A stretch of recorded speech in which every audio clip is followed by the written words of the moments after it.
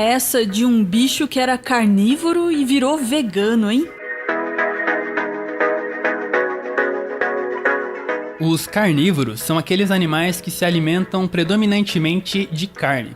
Esses animais são tão incríveis que dentro dos mamíferos existe um grupo só para eles. É a ordem carnívora. Os felinos são bons exemplos de carnívoros. Animais ferozes como leões, Tigres onças e, claro, os gatinhos. Sim, os gatinhos fofinhos que a gente tem em casa são carnívoros vorazes e excelentes caçadores.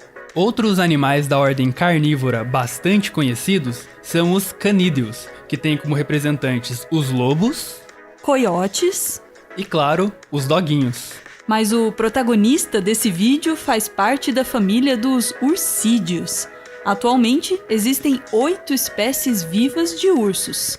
Tem o urso pardo, o urso negro, o urso de óculos, que não usa óculos, mas deveria, porque sempre tá com essa cara aí de quem não tá conseguindo ver o nome do ônibus que tá vindo. O urso beiçudo, o urso malaio ou urso do sol, o urso negro asiático, o urso polar e o urso panda, que, como você pode ver, é o protagonista do nosso vídeo. Embora o panda pertença à ordem dos carnívoros, a gente pode dizer que ele é vegano, já que mais de 99% da dieta dele é baseada apenas em bambus. O 1% restante inclui ovos, mel, peixe, inhame, folhas de arbustos e algumas frutas. Mas o que o panda gosta mesmo é de bambu. Por dia, um único panda chega a comer 40 quilos de bambu. Bom, agora surgem muitas dúvidas. Como é que pode um carnívoro ser vegano? Será que os pandas ficaram sensibilizados com a causa animal? Eles realmente não gostam de carne? Como isso é possível? E o bambu? Por enquanto, deixa o bambu pra lá, Silvio. Agora, dá uma olhada nessa imagem. Quantos dedos você consegue contar? 1, 2, 3, 4, 5 e 6 com o polegar, certo? Errou! Calma, a gente não contou errado. É que esse polegar do panda, na verdade, é um falso polegar. Em nós, humanos, o polegar é formado pelo primeiro metacarpo. Nos pandas, o primeiro metacarpo é um dedo comprido como os outros 4. O polegar do panda é na verdade uma projeção do sesamoide radial, um osso do punho. Lá em 1980, um biólogo muito famoso chamado Stephen Jay Gould disse que esse falso polegar deveria ser resultado de algumas poucas mutações mais simples, contrariando alguns outros biólogos, como Richard Dawkins, que defendiam que o processo de surgimento de uma estrutura como essa demoraria milhões e milhões de anos. Show me the evidence, show me the evidence. E em 2017, 37 anos depois de Gould publicar um ensaio sobre isso, foi publicado um artigo mostrando que alterações em apenas 2 genes parecem ser os responsáveis pelo crescimento desse falso polegar no panda. Isso mesmo, tudo indica que Gould estava certo. Me vejo obrigado a concordar com o palestrinha. Nesse artigo, cientistas também analisaram o DNA do panda vermelho, que na verdade não é um panda e nem faz parte da família dos ursos. O panda vermelho é um carnívoro tão diferente que existe uma família só para ele. Os pandas vermelhos também possuem um tipo de falso polegar, que é formado pelo mesmo osso do punho, resultado das mesmas alterações nos mesmos 2 genes. Não é um falso polegar tão grande quanto o dos pandas, mas é um falso polegar, que ele usa para segurar seu principal alimento, que também é o bambu. Isso é um grande exemplo de evolução convergente, quando uma estrutura com a mesma função surge de maneira independente em espécies diferentes. Ambos os pandas se alimentam das mesmas coisas, por isso faz sentido que eles possuam as mesmas adaptações. Mas existe uma lei na biologia que diz que se 2 espécies usam os mesmos recursos, elas não podem existir no mesmo espaço ao mesmo tempo. Isso porque não existe recurso para todo mundo, e a espécie mais competitiva vai acabar empurrando a outra para uma inevitável extinção. É o chamado princípio da exclusão competitiva ou lei de Gauss. Bom, o urso panda e o panda vermelho usam os mesmos recursos, no caso o bambu. e atualmente dividem as mesmas florestas em montanhas da China. E então, estariam eles quebrando uma lei da natureza? Olha, quebrar uma lei da natureza não é tão fácil assim quanto quebrar um computador. Apesar das duas espécies comerem bambu, elas se alimentam de partes diferentes do bambu. No crânio do panda vermelho, a força da mastigação é melhor distribuída, permitindo que ele mastigue mais e quebre as folhas macias de bambu. Já o urso panda tem um crânio mais forte, capaz de morder com uma força maior e mais concentrada. Isso permite que eles se alimentem de pedaços maiores e mais duros do bambu. Assim, cada um come uma parte do bambu e tem comida para todo mundo. Mas o urso panda nem sempre foi um especialista em comer bambu. No ano passado foi publicado um artigo onde cientistas analisaram a composição química de ossos e dentes de pandas que viveram há cerca de 7.000 anos. De acordo com essas análises, os pandas dessa época já eram herbívoros, mas tinham uma dieta 3 vezes mais diversa que os pandas atuais, se alimentando de uma grande variedade de outras plantas. Dessa forma, a evolução da dieta dos pandas pode ser dividida em 2 fases.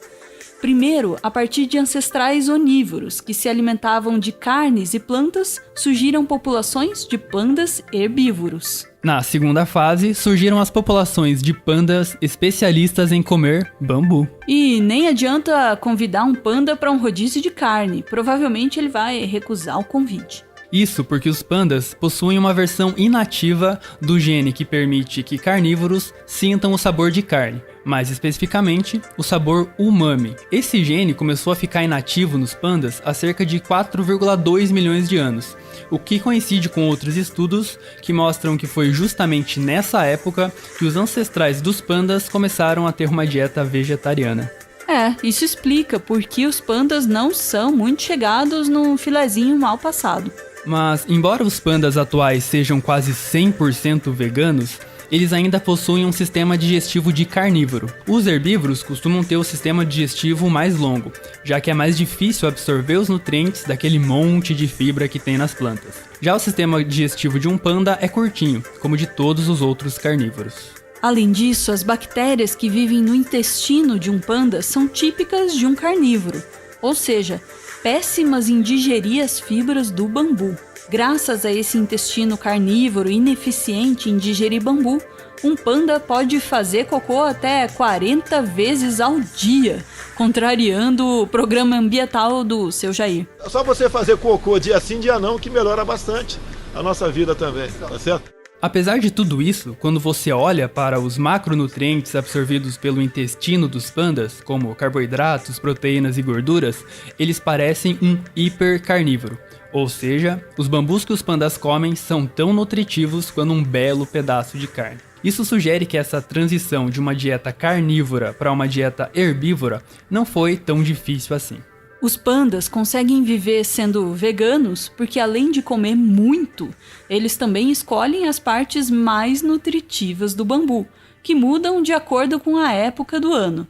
Eles alternam entre brotos e folhas, comendo sempre aquele com maior quantidade de nutrientes. Por exemplo, no final da primavera e começo do verão, os pandas migram para o topo das montanhas em busca de folhas do bambu flecha, que nessa época do ano tem uma maior quantidade de proteínas e também de cálcio.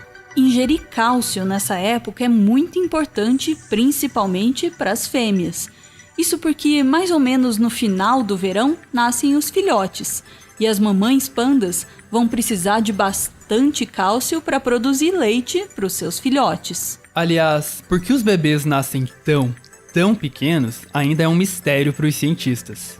Um bebê panda é 900 vezes menor que um adulto. Existem 2 principais hipóteses ainda não confirmadas. A primeira é de que existe um atraso no desenvolvimento do feto porque as fêmeas comem bambus ricos em cálcio só no final da gestação, e isso atrasa a calcificação dos ossos. A outra hipótese é que os ancestrais dos ursos já davam à luz a ursinhos pequenininhos assim mesmo, e isso se manteve de maneira extrema na linhagem dos pandas. Eles nascem meio estranhos, mas mesmo assim, os pandas estão entre os animais mais fofos do nosso planeta, daquele que dá vontade de apertar e levar para casa. Não é à toa que ele é o símbolo da WWF, maior ONG conservacionista do mundo. Quem não quer preservar um bicho fofo desses? Como diria aquela música, quem não gosta de panda, bom sujeito não é. É ruim da cabeça ou doente do pé. Ou alguma coisa mais ou menos assim, né? Na China, o panda é um ícone cultural. Mas nos anos de 1980, o panda correu sérios riscos de extinção, principalmente devido à perda de habitat causado pela expansão urbana.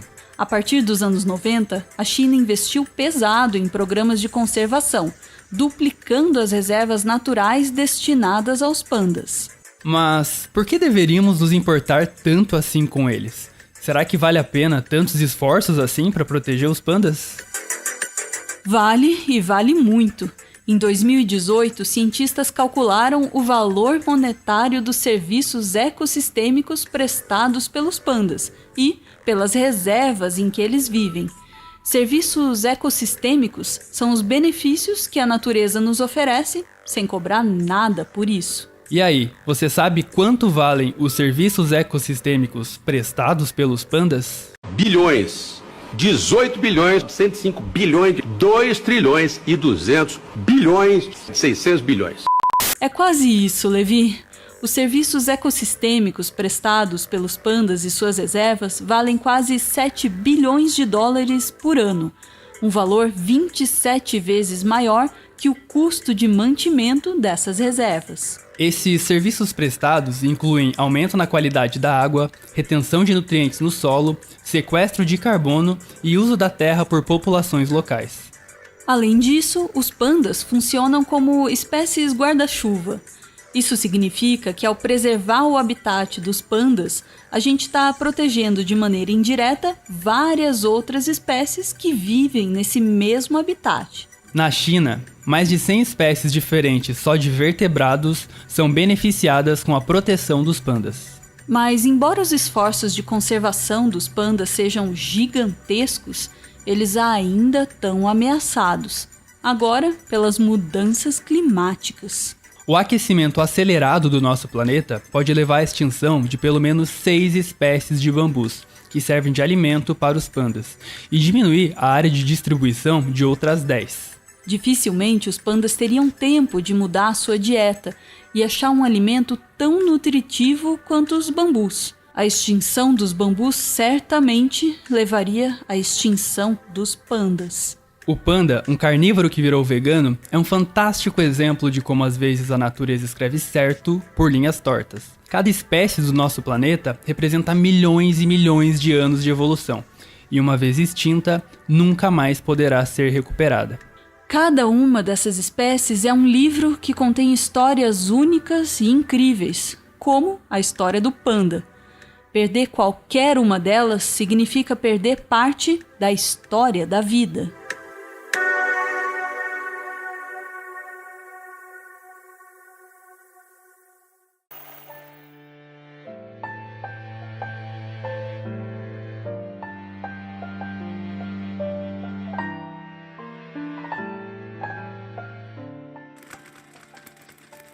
Muito obrigada por ver esse vídeo até o final.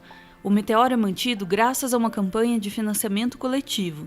Quem participa ouve o nosso podcast exclusivo e aparece aqui no finalzinho para receber o nosso agradecimento. Hoje é a vez do Rafael Souza, que aparece aqui junto com a filhinha, a Beatriz, de 1 ano e meio. A chegada da Beatriz parece mesmo ter dado sentido para a vida do Rafael, porque ele escreve que, abre aspas, é para ela que eu quero construir esse mundo, fecha aspas. Isso é que é motivação certa. Beijo, gente! Valeu!